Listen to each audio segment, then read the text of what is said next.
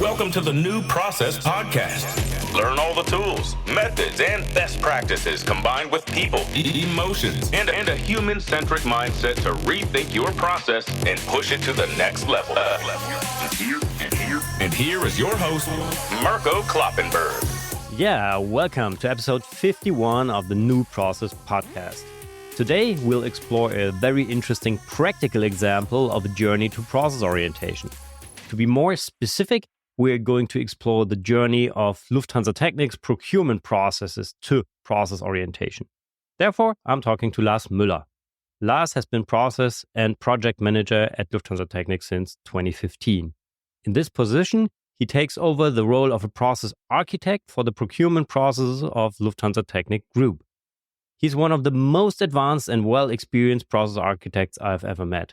Together with his fellow process architects, he manages and improves all the procurement processes and moderates a community of more than 1,000 people worldwide. Lufthansa Technik, headquartered in Hamburg, Germany, is the maintenance, repair, and overall business unit of the Lufthansa Group. More than 20,000 employees of Lufthansa Technik and its subsidiaries serve over 800 customers worldwide, with more than 4,200 aircraft under exclusive contracts. Before joining Lufthansa Technik, Lars worked as quality and process manager for ARCA Technologies. Lars holds a Bachelor of Engineering from University of Applied Science Kiel and a master's degree in business administration from University of Applied Science Lübeck. Together with his family, Lars lives in Oststeinbeck near Hamburg. Personally, he likes to go jogging and to spend time with his wife and their 2 little sons.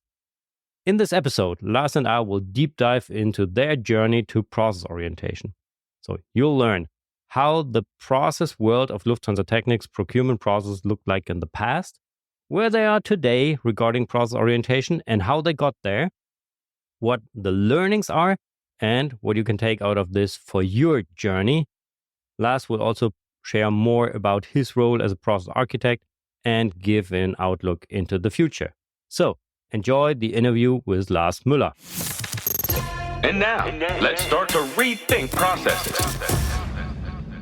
Yeah, welcome to the New Process Podcast, Lars. It's a very special recording today because we are recording in person, on site on Lufthansa base Hamburg. So also very special for me to return to this location where I spent a lot of years in the past, now after 2 years. I'm really looking forward to this conversation to share your journey with the community. So welcome, Lars. Many thanks, Mirko. Nice to meet you again. Yeah, absolutely. As always, first question of the check-in is, what do you prefer in an aircraft, aisle or window seat? Window, because I love to observe the airport and the other airplanes and the earth during the flight. Yeah. Oh, yeah. I can see that in front of my eye flying through the sky, night sky, for example. Well, that's super cool. What is your favorite airport? It's Munich, because it's a modern, huge, international and clean airport. Yeah, I like Munich as well. That's a really nice airport. That's cool. Okay, and what was the best process you have ever experienced? To be honest, some weeks ago, I performed together with a new colleague the onboarding process. Okay, so there is an onboarding process existing today? We have a really nice onboarding process today. It was horrible during COVID time. So it took weeks or months to get access to IT applications, for example. But this day, a new colleague started, and on the very first day, all equipment which was needed was available, all accesses to IT tools. We had a first sightseeing in Hamburg base, and we had introduction to our procurement organization, and we saw the webcast with Carsten Spohr, that's CEO of Lufthansa. So all in one day. Wow. I remember my first day, not with the company overall, but in a specific department when I was a student in my internship. And the guy said, "Oh, who are you? Do you need a computer?" And that was my experience more than 20 years ago. But it's great to hear that it's different today. Yeah. Yes, indeed. Wow. So how would you describe your relationship to processes? I always loved processes. Really? Yes, really. What a freak. During my studies, I loved to learn about process management. And in these days, I hoped and perhaps also dreamed of to work with process management one day.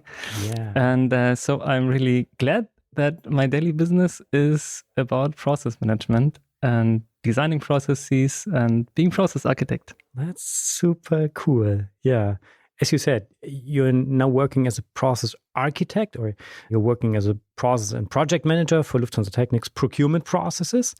And to set the stage, can you please give a brief overview of the content of the processes and where they are applied to give our listeners an idea of what we're talking about, what you're working on?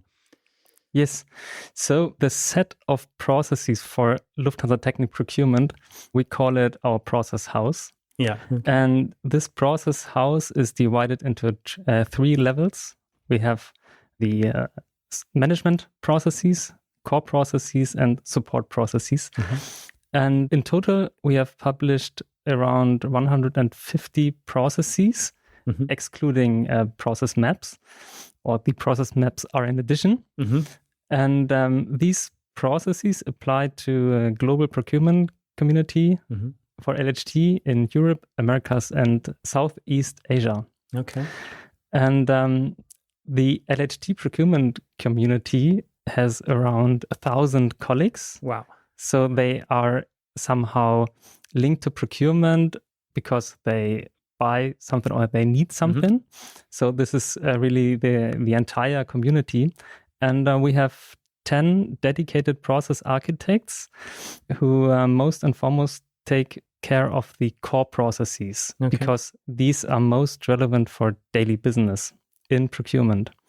And in LHT procurement, we are responsible for buying aircraft parts, new parts, MRO services, general goods and services, and also used airplanes and used AC parts.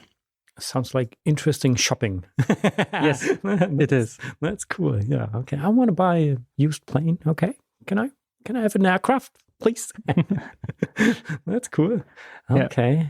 And now you work as a process architect. Can you also explain what this role is really about? I have my own definition, but I'm curious to learn how you define and live this role today. Yes, I just tell from daily business. So the process architect is responsible for designing and optimize the processes. He or she is responsible for, in close collaboration with the colleagues performing the processes and the process modeler, who is in charge to model the processes in our process management tool. And also the process owner is important for designing the processes because he or she approves the changes or the new process which are published. And we in procurement, we defined also the process architect being responsible for the IT tools, which are linked to, which are part of the process, because we are convinced that process and IT needs to go hand in hand. So they really fit together. And of course, we cannot describe every detailed step click by click in our process management tool. So we also have a wiki for more detailed documentation or for tutorials. So the process architect also designs and develops the wiki pages which are linked to the processes. Okay. Oh, that's super interesting. That's cool. And with regards to your journey, how did the world look like, the world of the procurement processes, when you started working as a process architect? Yeah. In 2017, I was assigned to be process architect for LHT strategic procurement. And in these days, we had 75 processes I was responsible for as process architect. And I had around 10% of my capacity to work on these processes, but this was far too low a capacity in order to really develop and design the processes. Yeah, sounds like a hobby architect, or yes, not more. No chance to do. No chance to do really process management, right? And back then, it was hard to quickly understand the setup of our process landscape in procurement because the standard framework for big procurement organizations was not applied. So as well, experienced colleagues as well as new colleagues joining procurement couldn't use our process map to figure out how procurement is working in daily life at Lufthansa Technik. So the processes were, of course, intensively used for audit reasons, but we didn't use processes for developing our business as we could have done in order to learn from each other, to identify potentials, and to implement solutions which worked for all roles, departments, and stakeholders involved.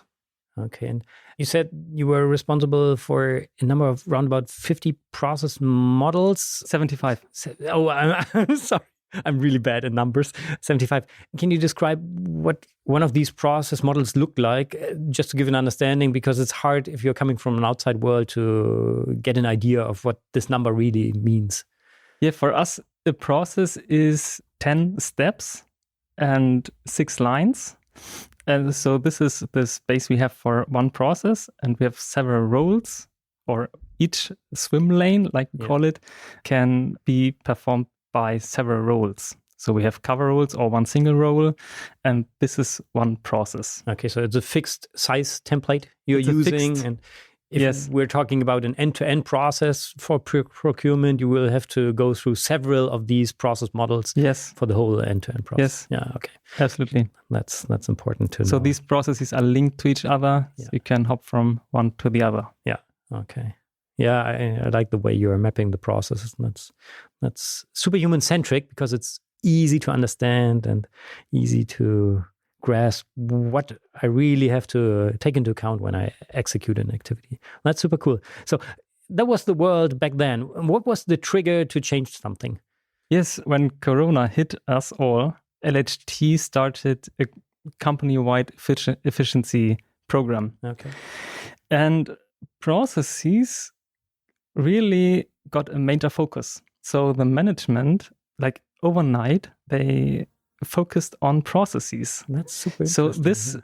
this was a big change. Yeah. And somehow the start for the ones who like processes, to like the ones who love to work with processes, they suddenly got also the management support. Okay. And we started to rebuild our top process map, the top map from our processes. And since we couldn't meet in person, we used Microsoft Whiteboard. And we had a target picture for the top level map in mind. So we set this as a goal, and then we linked the existing processes we had to this new target picture. Okay. And this revealed the huge gaps we had, but we decided to publish this new map with the missing processes in order to show the community what's missing and what we need to work on, and also what we want to work on. Okay, that's super cool. And which steps did you take in your journey from that onwards? Yeah, after having designed the top level process map, which was our target picture, we started to design the processes on the lower level. Okay. And prior to Corona time, procurement was divided into strategic and operative procurement. Okay. And this brought many disadvantages and problems with regards to collaboration, responsibility, and success, because nobody of the management was responsible from end to end. So we centralized procurement. And because of the focus of the management on processes, they also realized that we need colleagues working with process management. This does not work without. Yeah. So they decided to found a team of process architects, and we started in September 22. Okay. with 5 colleagues being process architects. Today, in April 24, we are already 10 process architects. And this helps the organization to become more and more process oriented. This is not done overnight. I want to be crystal clear on that. We need endurance. And what also was a huge step forward for us that the process ownership became linked to the managers having the responsibility in daily life, and also the ones who are responsible for the employees working in these processes. Because prior to COVID, we had only one manager being responsible, being the process owner for all procurement processes. Okay. And this manager wasn't responsible for procurement, For the but execution. more for the execution, but more for governance and projects and so on. So these managers started to be interested in processes because they also got involved in audit preparations and need to be part of it and need to know the processes because they got questions regarding the processes, and they needed to improve the processes which were designed by the process architects. And in March 23, the new team of process architect, just being in charge for 5 months, 6 months, we published all the new processes which were designed during COVID time. So this was really a big success for us. Okay, that sounds interesting. And how did you communicate these new processes? Just sending out an email, or? Of course, we sent out emails, or Really? the emails were sent out by the system, by our nice process management system. But the most important part of communication were the release parties. Okay. We suggested to the management to perform mandatory information meetings for entire procurement organization. And we called these sessions for release parties. Okay. And these release parties contained music, sweets, soft drinks, management pep talks in the beginning, and short presentation on high level of the new processes and the new setup. And finally, we had a marketplace where the colleagues could pick the topics which really were relevant for them, for their daily business. So the release parties were really important in order to communicate there are new processes and we want to be or to become process-oriented in the future. Okay, that's good. I love partying. So what are your learnings from this journey? What went well? What could have been improved? Yeah, with regards to the release parties, these were important in order to introduce the process architects to the community, or to the procurement organization, because the colleagues weren't used to have a team supporting them in process management. So by that, the foundation of process orientation in procurement was laid, and the ISO audit took place just days after the publishing in March 23. What did the auditors say? They were really excited and really got great feedback. That's cool.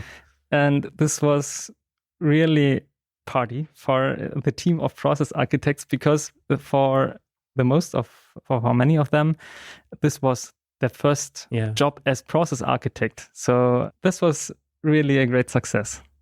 And to start using processes in daily life also supports team spirit, because we better understand the entire process chain from beginning to end and understand who is collaborating with whom and who is contributing with what. So this is really also supporting the team spirit. Okay. And what could have been improved?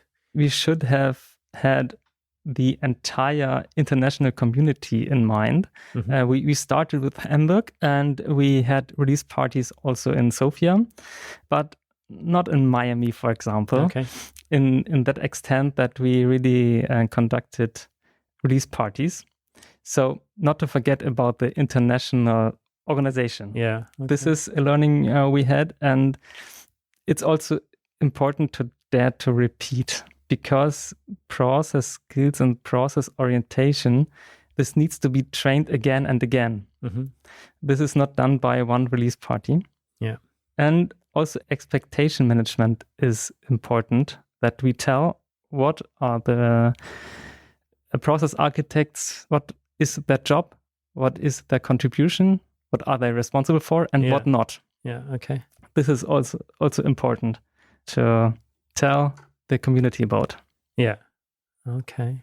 Wow. And to sum it up, as a recommendation for other process architects out there who are responsible for different business processes, what are your recommendations? What are the critical success factors for such a journey? Yeah, from my point of view, management willing to use processes is really key. Yeah. Because if the management is not supporting process orientation, the employees almost have no chance to invest time and also to design and develop and then get processes approved in the end, because the organization is doing what the management wants them to do in the most cases. So this is really important. Management willing to use processes. And we also need capacity in the relevant process management roles. And I think especially about the process architects, the process modeler, who is modeling the processes in the process management tool. And of course, the users or the representatives of the users. For us in LHG procurement, we have role responsibles and key users. Okay. And they represent the user community. So we collaborate a lot with them. And of course, the process owner is also important, that he or she really checks the process and then approves it. Yeah, and another success factor is also to combine the responsibility for process design and IT tooling. So process and IT really go hand in hand. I'm glad that we managed this to define the process architect being responsible, being the admin for the IT tools in his or her process, because otherwise we won't manage to really get them connected. Yeah. And we need also endurance because process orientation is not established overnight in any organization. It takes rather years.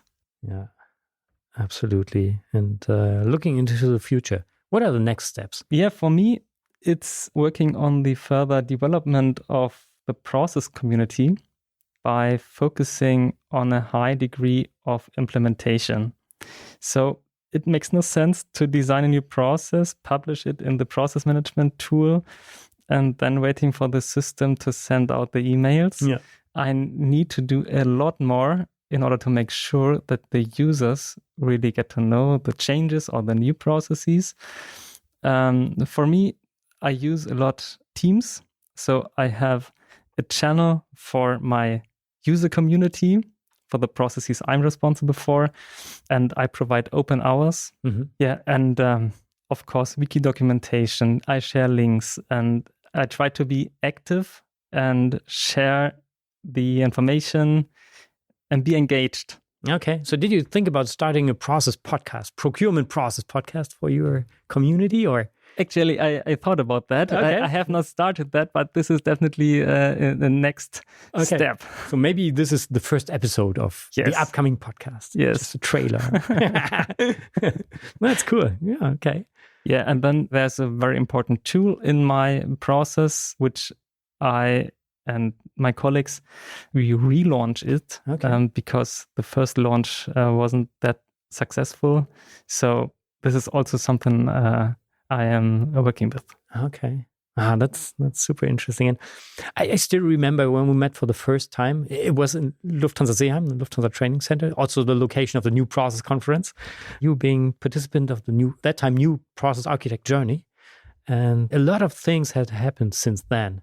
But where do you see the topic of business process management in another 10 years, looking more into the future, not just with regards to your process, maybe also in general? Yeah, recently a new colleague in my team started, and he is expert for process automation. Okay, cool. So he just recently joined, but I'm really looking forward to discover the potential of automation, of process automation, together with him, learn from him, and also find out what is actually possible regarding process automation.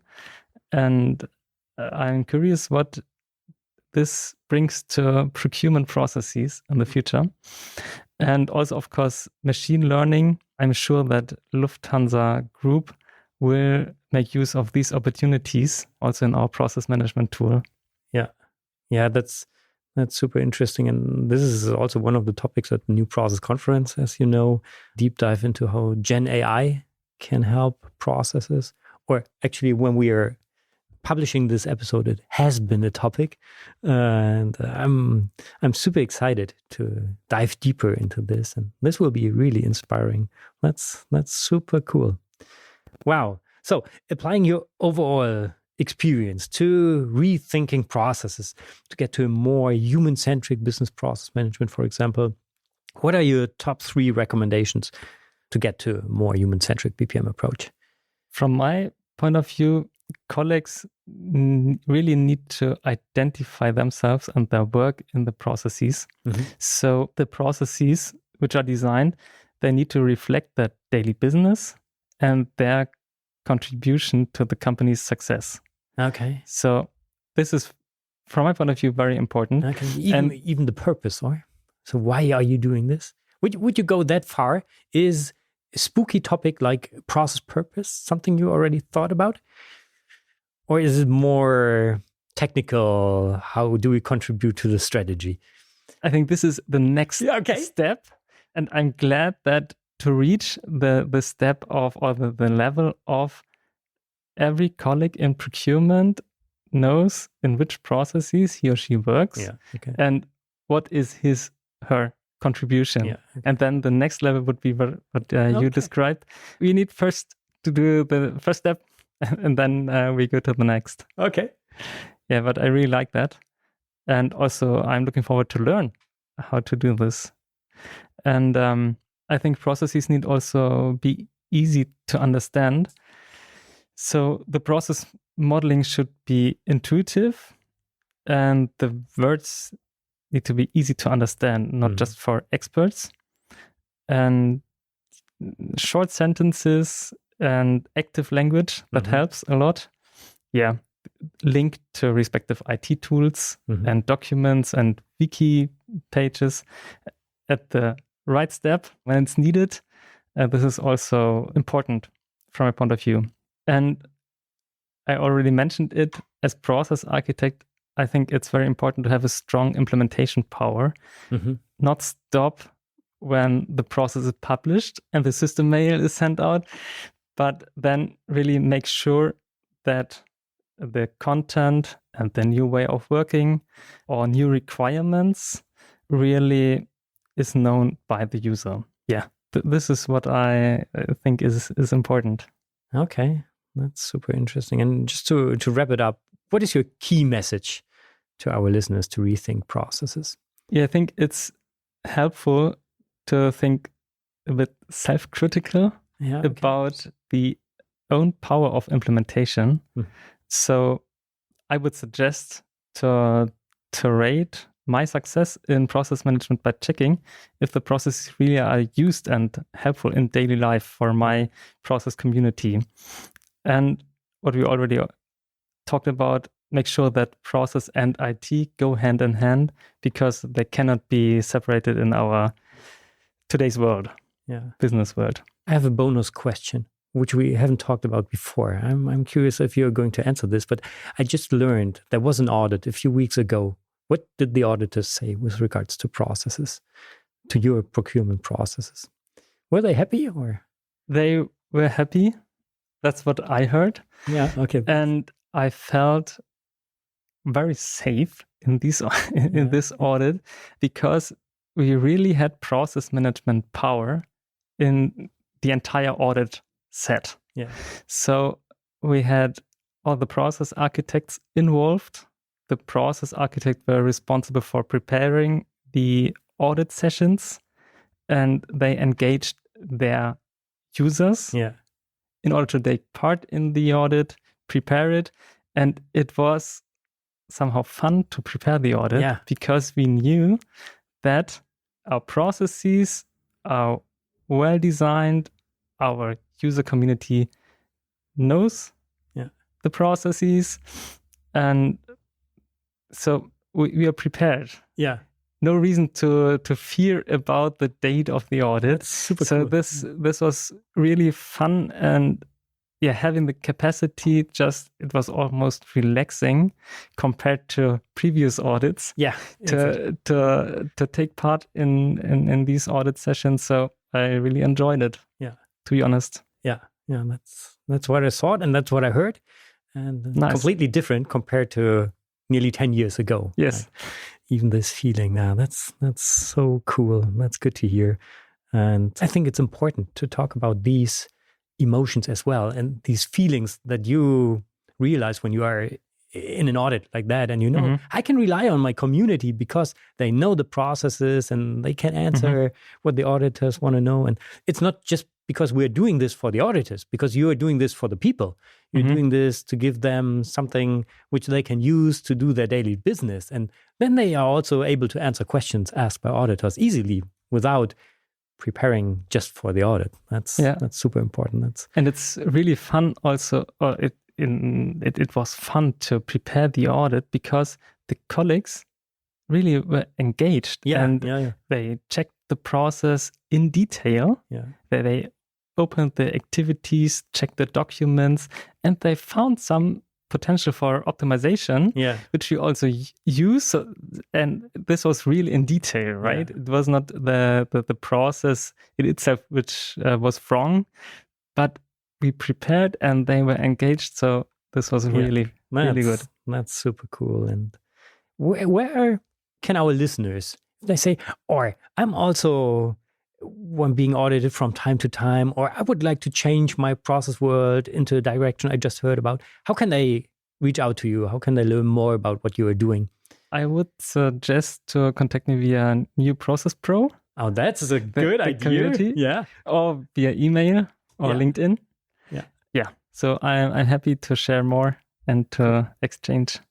That's super cool. Thanks for the offer, and thanks for mentioning New Process Pro as the community for BPM enthusiasts like you and me in this case. And that's awesome. So before we leave the aircraft today, which topic or method, tool or expert would you recommend to us as the New Process community to take a closer look at, to get new ideas to rethink processes? I think right away about ProX, our process management tool at Lufthansa. I really love that tool. I think, I believe, and I'm convinced of that this tool really helps and support the process management and holistic process management. So I invite you to have a look on it and contact me. That's a good idea. So the call is up for the ProX guys to be a guest on the New Process podcast. That's cool. Great. We'll do so.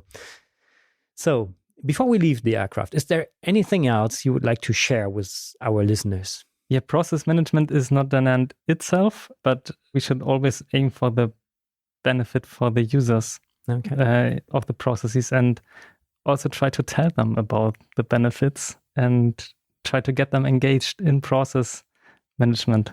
Yeah, that's super important. Thank you for these. Not final words, because now we have the final question. How would you describe this flight experience in just 3 words? To me, it was reflecting, inspiring, and also motivating. That's good. Yeah. Thank you, Lars, for all these impressions. For me, it was just a little throwback and an update, because I have known the world as you described it before, and I was part of the journey until COVID hit us. And that was super exciting to be here again and to record this podcast in person. So thank you very much for being my guest today, or for having us as your guest today here on Lufthansa Base. And I'm really looking forward to what is coming up. So thank you very much. Have a great day. Bye-bye. Thank you very much, Nico. Let's recap today's new process inspiration. Wow, what an outstanding journey. Lars is truly one of the most experienced process architects I've ever met. And he and his fellow process architects are doing a fantastic job to push their processes ahead. Content-wise, I'm curious to learn more about what they are going to do with process automation and AI in the future. And in regard to getting people excited about processes and enabling the procurement community for their process, I'm curious to see the next steps as well. So if you are a member of LHT's procurement community and you have been listening to this podcast episode, I'm sure that Lars would be extremely happy if you send him a short email with your feedback. And maybe in the future, there will be a Lufthansa Technik procurement podcast that gives you more insights into the development of your processes. We'll see. I know that Lars and his fellow process architects are super motivated to push even further. If you are not a member of Lars' community, but you would like to reach out to Lars to learn more, just go to New Process Pro and connect with Lars. To access New Process Pro, you can sign up for free by heading to newprocesslab.com/pro. In the next episode, we're going to explore another method, and I will try to find out how to apply this to processes. So stay curious. But for now, thank you very much for listening. Have a fantastic day. Bye-bye and auf Wiedersehen. You've been listening to the New Process Podcast. Make sure to subscribe so you don't miss the next episode for more tools, methods, and best practices to rethink your process and push it to the next level. Thank you for listening. Before you leave, I know how hard this BPM journey is, and it's even harder if you're doing this all on your own. To change this, I'd like to invite you to join forces with other BPM enthusiasts like Lars at New Process Pro. New Process Pro is my online community for people like you and me. Beyond networking with other process guys, you'll find tools, methods, and best practices at New Process Pro. To join for free, just go to newprocesslab.com/pro. Thank you very much. Have a fantastic day. Bye-bye.